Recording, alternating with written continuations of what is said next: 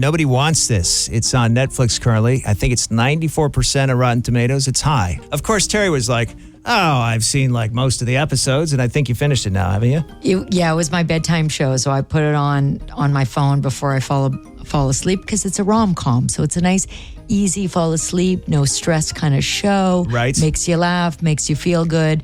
They're 30-minute episodes, so I watch one and then I go to bed every night.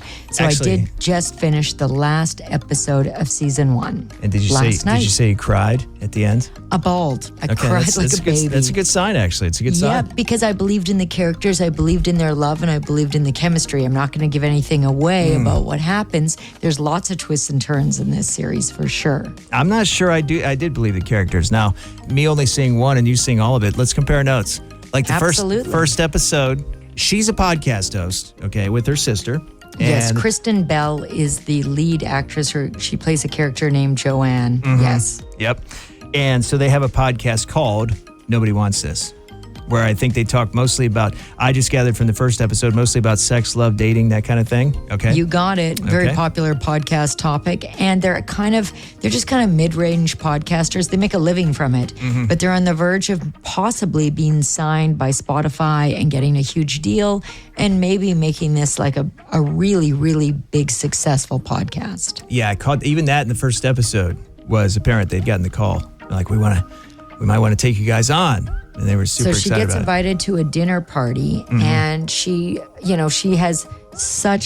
had terrible luck with dating and men most of her life. So she goes to this dinner party. She shows up with this ridiculous fur coat on and like she has this whole kind of persona about her at the dinner party. But then she meets this guy that she finds really real and relatable. They have, a couple of chuckles about him trying to open this bottle of wine. He broke the cork a couple of times. Oh, yeah. He had all the lines down. His game was on. He did. He was very smooth. Yep. And that was played by Adam Brody.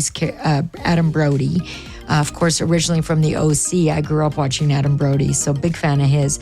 His character's name is Noah. Turns out he's a Jewish rabbi.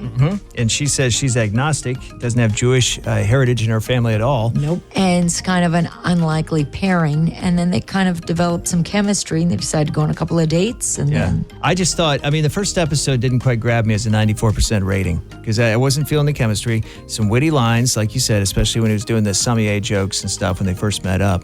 But it's not something you hadn't seen before in a rom-com, series or movie. The person from a completely different background meets a person from another background. They fall in love, they get married. The whole story is about convincing the friends and family. We've all been there where we're like the new girlfriend or the new boyfriend trying to fit in with the friend group or going to the family dinner for the first time. So, I think it's very relatable. We've all kind of been in a situation where we didn't quite feel like we fit in.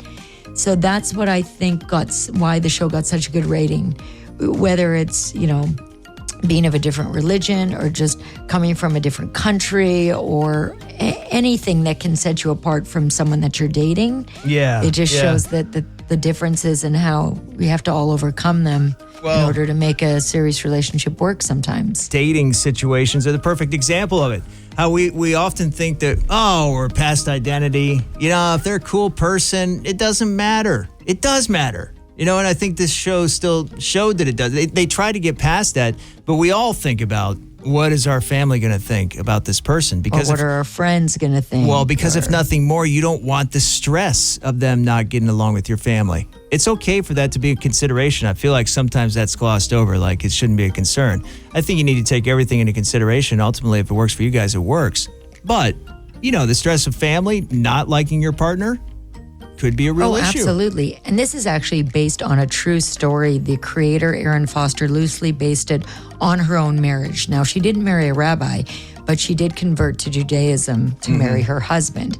So there is, I think, a lot of the scenes and lines she probably took from her real experiences. And you can feel that. Right. Because when they're at the family dinner at his parents' house for the first time, I could feel the tension in the room and the awkward conversation. I'm like, wow, I feel like this is coming from a place of like a real experience, not just something made up. And I could really feel that when I was watching it. You can always find some human element that you can relate to that translates to the other person's situation. We all deal with the same stuff in the end. you know? Absolutely. Now, they did shoot 3 to 4 different endings, and they weren't sure they did?